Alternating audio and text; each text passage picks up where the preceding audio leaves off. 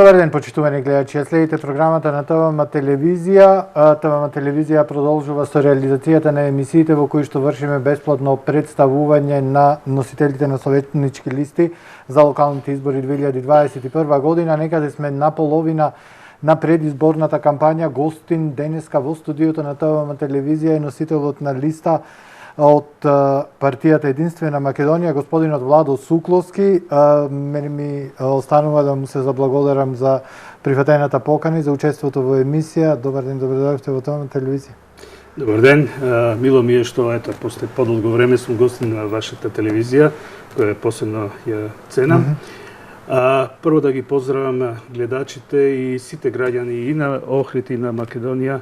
Добро здравје во овие тешки времиња и се надевам дека ова зла болест наскоро ќе биде минато. Така.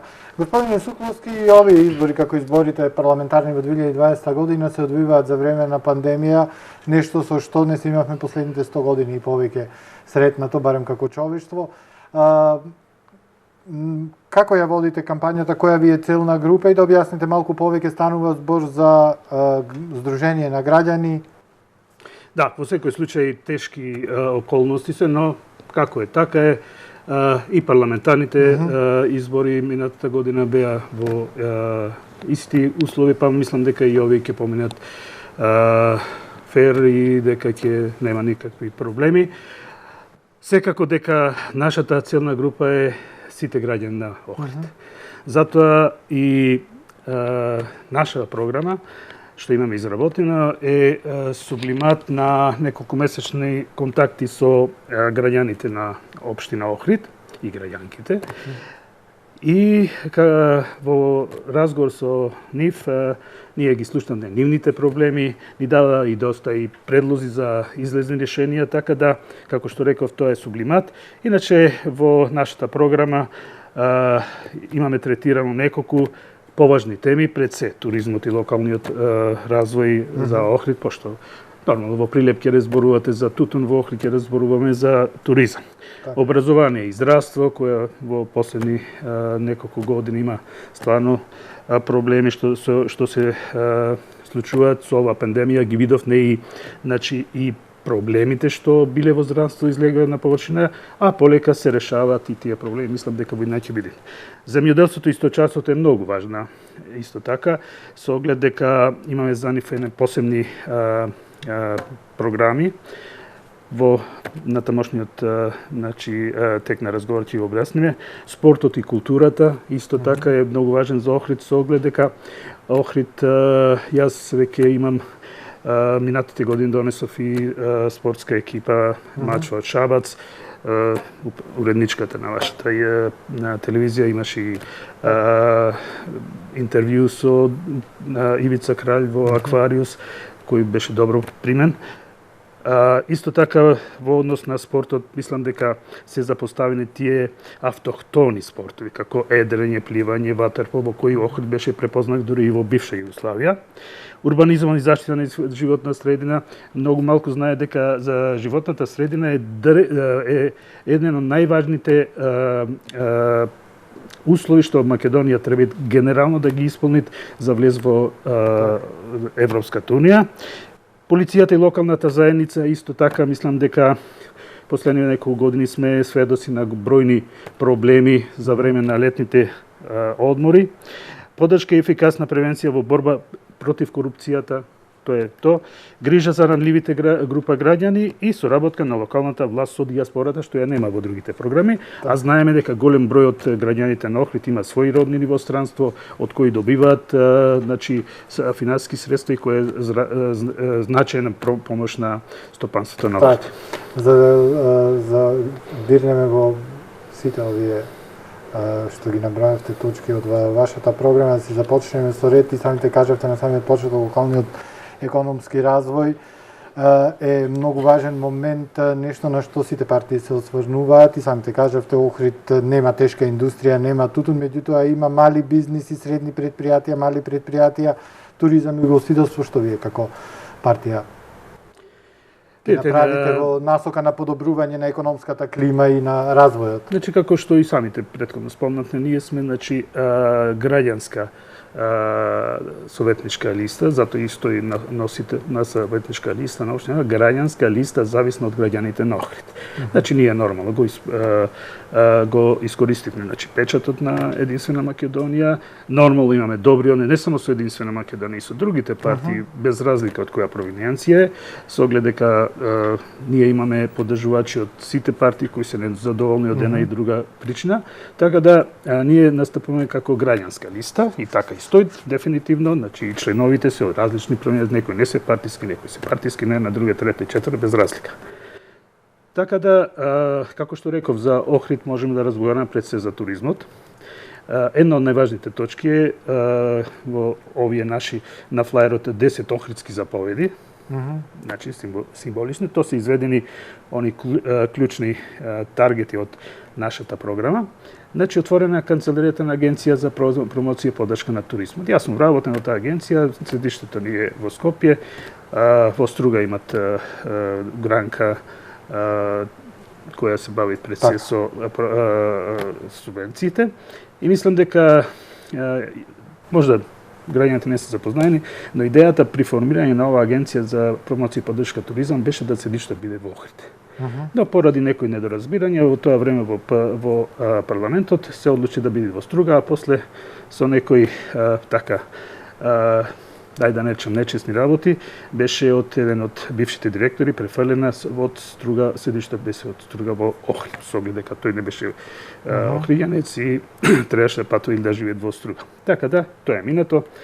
Значи, можда во една подоцнешна кога ќе се сменат нормално условите со значи развој на таа канцеларија што ќе е во Охрид, нормално ќе имате и поблиска соработка со секторот за туризам и ќе имате и подобра значи промоција на Охрид. За жал, Охрид е ретките туристички центри што на сајмите нема свој штанд. Уште повеќе, да ви кажам, еден значи, куриозитет. Охрид на сајмот во Будва, пошто Охрид и Будва се збратимени градови, има гратис штанд, но можда еднаш или два пати имат искористено значи, таа можност да бесплатно на штандот на бесплатен штанд се презентира на сајмот за туризам во Будва, пардон. Секако дека изработка на стратегија за туризам, знаеме, 20 години се зборува за изработка и сега ќе се напред, но таа стратегија за развој на туризам треба пред се да стави акцент на културниот туризам. Зошто? Затоа што културниот туризам може да се практикува 12 месеци во година, независно од временски неприлики, прилики, така натаму. И нормално Охрид и поради еден од аспектите е културниот аспект поради кој се стави на листата на УНЕСКО. Значи ти ако го занемариш културниот дел од туризмот, дефинитивно значи таа поврзана со УНЕСКО се губи. Значи ако стај во тој случај, значи нормално тие културно-историски споменици ако веќе се промовираат културниот туризам, ќе бидат подобро заштитени, ќе бидат подобро промовирани. Ево имаме еден конкретен предлог, пошто старото јадро на градот е заштитено со закон. Значи во тоа старо јадро ќе може да водат само локални водичи, исто како што е во Дубровник. Значи не може во Дубровник, без разлика кој од Загреб да дојде си да земит локални туристички водичи. Значи тие туристички водичи што ќе добијат лиценца за водење издадена од Охрид, значи ќе можат да водат со дополнителна значи до обука од страна на стручни лица од заводот музеи, од професори на факултет и така натака. Значи ние морат значи и преку туристичките водичи да чуваме нашето културно богатство. Така, а како долгогодишен туристички работник што мислите? Масовен, елитен туризам? Па видите, или комбинација од комбинација, видите, тој елитен туризам, мислам, тоа обично го зборуваат луѓе кои ниту биле, нити имат познавање. Значи за елитен туризам ти треба да имаш елитна понуда. Значи ти одиш во Зара затоа што имат квалитетни брендови и така натака, но свесен си дека цените не се исти. Така да елитниот туризам во некој период може да се оствари, али не на тој начин како што го мислат ние овде ќе дојдат милиардери, ќе дојдат Абрамовиќ и така натака. Значи затоа веламе, самиот културен туризам подразбива поквалитетни гости кои доаѓаат во Охрид со некој преткини сознание, ќе видат на Google, ќе прочитат и точно кога ќе дојдат во Охрид, тие знаат што да посетат. Така. Значи со предзнаења. И тие се во секој случај едно ниво погоре од тие значи обични туристи или така наречени low profile туризам. Најмногу пари се носат со вонпансионската потрошувачка, колку на тоа се обрнува внимание? Видете, за жал. Туризмот носи најмногу пари преку вонпансионската потрошувачка. Ние ако дојдат 7 дена туристи или 14 дена туристи во хотел, ќе ви дам една конкретен пример, личен пример. Ова година преку мојата агенција дојдоа негде околу 500 гости од Србија и од Црна Гора. Тие беа на 3 и на 5 дена ноќевање. Значи све помина преку фактурно плаќање и во тие 5 дена тие имаа 4 екскурзии. Само еден ден беше слободен. Ме гледа луѓево, значи тие троше на ресторани, на брод, на ручеци, на бисери, на други работи. Значи, нас ни требаат потрошувачи. Така. Значи, потрошувачи, затоа што она, како што рековте, вонпансионската услуга сегде во светот е 70 со 30. Значи, 70 паѓа на вонпансионска, 30 паѓат на сместувачкиот дел. Затоа, значи, кој ќе имат вонпансионска потрошувачка, и самите хотели, за да ги привлече тие квалитетни гости, ќе ги спуштат цените. Така. Така да, затоа велам, тоа е еден синџир кои една алка да фали, значи се прекинуваат. Значи самите хотелиери, значи видите, кај нас да речем излегува и со право представници на хотели кажува немаме кадар. Значи келнери, кувари така натаму. И сега се поставувате на прашање, што е многу логично. Како може Охрид да немат кадар, кога имат 2 фабрики за производство на кадар? Средното угостителско и факултет за туризам. Тоа е апсурд невиден.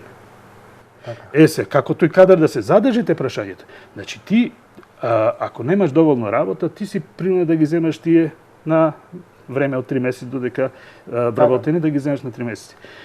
Но ако се створи поголем, значи, број на туристи, ти ќе го задржиш тој кадар и ќе го платиш. Не можете еден наш коробар за нечинит во Охрид, а да биде шеф на ресторан во Дубровник или во Будва. Така. Што имат примери мои лични пријатели. Значи, сепак и платата е важен сегмент за секој вработен. Значи, се знае дека куварите се на цена, затоа што храната е заштитен знак на ресторанот или на хотелот. А за да имаш добра храна, треба да имаш добар кадар, добар значи, кувар. А тој треба да се плати. Затоа велам, значи, све е врзано и затоа мислам дека во Советот ќе имат доста дискусија, предлози, затоа велиме ние све ќе прифатиме без разлика од која провиниенција, од која партија доаѓа, што е во интерес на градов и на граѓаните, а се она што не е во интерес, ние нема да гласаме за. Меѓутоа, Соколовски речи си на неколку турнуси наназад, кога станува збор за локални избори, па и за парламентарни избори, се изложува само за асфалтирање на улици, за подобрување на канализациона мрежа, инфраструктура. Која е вашата визија за да се подобрат условите за живот на граѓаните во Охрид? Видите, изградба на улица, канализација, тоа е тековна работа на секоја општина, што мора да го работи. Да. Тоа не е нешто што треба да му дадеме медаља на градоначалникот или на Советот. Тоа е тековна работа. Така. Но, од друга страна, тоа треба да се правите со квалитет. Не можете улица да ја изградиш и после пола година да пропадне таа улица или да се јават дупки после известно време. Значи, мора да биде квалитетно изработена. А што се однесува, да речем, на инфраструктурата, тоа е важен сегмент, значи, и она за доаѓање на поквалитетни гости. Значи, инфраструктурата исто е многу важна. Вие знаете дека во лето над 4-5 спрат немаме вода или доволно притисок на вода. Во зима, па цели системи, цели делови од градот беа во темнина, а чека доаѓа за нова година. Значи, попушта електрице, затоа што оваа структура, оваа инфраструктура е правена во време кога Охрид имал 30-35 илјади жители. Ние мора да направиме, значи, една изработена стратегија за урбан развој на Охрид. Ние то го немаме. Да знаеме Охрид до која бројка може да се развијат. Не може инфраструктура да имаш за 50.000, да имаш 150 или 200.000 жители. Тоа се апсурди. Така. Оно што беше актуелно изминативе месеци, тоа беше можноста Охрид да биде ставен на листата на подрачја кои што се во опасност, кога станува збор за заштитата од УНЕСКО. Успеавме некако да го избегнеме тоа, колку е тоа важно за туризмот и колкава ќе биде улогата на идната локална самоуправа за спроведување на тие препораки кои ги добивме од реактивната комисија на УНЕСКО. Видите, јас имам и активен сум на Facebook, имам потоа кога почнаа тие проблеми, напишав и пост, кажав дека Охрид без знакот е УНЕСКО е како поло мајца без знакот на Лакоста. Значи, поло мајца без знакот на Лакоста е 5 евра, а со знакот на Лакоста е 50 евра. Значи, тоа е факт. Дека посебно што Охрид е на листата на УНЕСКО по две основи, и како културен, и како природно богатство. А такви се околу 30 на 28. Значи, во светот, значи, тоа му давате на посебна тежина на Охрид. Посебна тежина. И тоа ние мора да го заштитиме. И мора да го испочитува, и мора да остави Охрид во УНЕСКО. Затоа што тоа ќе бидете на еден, како да кажем, не негативен, но катастрофална порака до туристите. Верувајте, многу нив доаѓаат и поради тоа знакче што го имаме од УНЕСКО. Така. На овие избори, како никогаш досега, партиите ги туркаат тие зелени агенди. Меѓутоа станува збор за нешто што и не е толку едноставно да се спроведе. Која е вашата визија за тоа како да го зголемиме зеленилото, како да ги заштитиме водите со кои што овој регион е пребогат, квалитетот на водата, да ги отстраниме оние депонии, депонијата Буково требаше 2020 година да е завршена работа, да не се одлага. И така натаму, затоа што повторно ќе се вратам и тоа е една од работите кои што треба ние да ги сработиме како ако сакаме и во иднина да се нарекуваме туристички центар.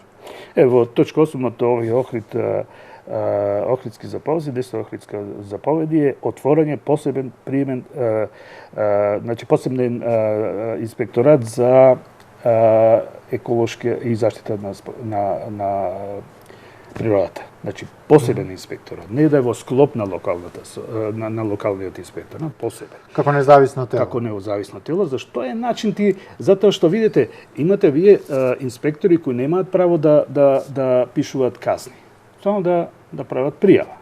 Но ако се отворите еден посебен инспекторат со право да напише мандатна казна, како што е во полиција, ако во 8 дена не платиш, ќе платиш 300 евра, ако не во 8 дена 150 евра. Значи, тој посебен инспекторат ќе биде од стручни лица кои стварно ќе ја следат екологијата и заштитата на животната средина. Видите, да ви кажам, не треба многу да поминете во Струга. Во Струга. Јас имам и сликаното и ќе го дам на нашите промотивни материјали. Во Струга, на парковите пишат забрането газење во тревата. Во Струга. Во Охрид, видите на што личат парковите. Значи, секој хотел и ресторани почна да си стават од оние перници. Тоа се уништува зелениното. Значи, ние имаме, замислите, парковите треба да бидат паркови. Тротоарите треба да бидат тротоари, затоа што се тие наши и ваши и мои. И не може тротоарите бидат зафатени со маси, а пешаците да одат по коловозот. Кој ќе одговара доколку се случи некоја така несреќа? Значи, заштита на, како што реков, тоа е еден од најважните бенчмаркови за Македонија што мора да го исполни, значи заштита на животната средина за да почне преговори со Европската. Значи, Европската унија има посебен однос кон екологијата. И како што рековте, Охрид има богат со вода. Значи, кога Охридското езеро е познато како најголем еден од најголемите резервоари за вода за пиење. И затоа е заштитен, затоа германската влада го спонзираше. Да, меѓутоа во Струга, например, во изминатиот период имавме пред нецел месец забрана за користење на водата. Видите, тоа е се до луѓето. Така. Ме разбирате? Иначи, то природно богатство треба да се штити. Не можете вие да рушите шанкови кај така наречена Биолска плажа, а на светинаум да никнуваат и шанкови и платформи све живо и диво на најзаштитеното место во Охрид и околината на Охрид. Се разбериме. Тоа се апсурди. За самиот крај од нашиот краток разговор Сукловски, како да го подобриме квалитетот на животот во нашиот град, особено на младата популација, со оглед на тоа што факт е не дека само Охрид демографски старее, природен прираст неаме со години наназад. Меѓутоа иста е сликата и во останатите општини во нашата држава, некаде подобра, некаде полоша, меѓутоа горе-долу секаде иста. Што да направиме да ги задржиме младите тука? Прво да отвориме работни места. Посебно туризмот е една од најголемите стопански гранки што абсорбираат пред се млади луѓе. Така. Исто така да речеме абсорбирање на млади луѓе е и преку земјоделство. Значи гледаме во Дебарца 24 села имаат 4000 жители све на све. Така. Тие произведуваат, значи таму имаат плодно земјиште и во бивша Југославија беше познат значи Белчичкиот град, како што е Тетоецот. Значи ако на тие села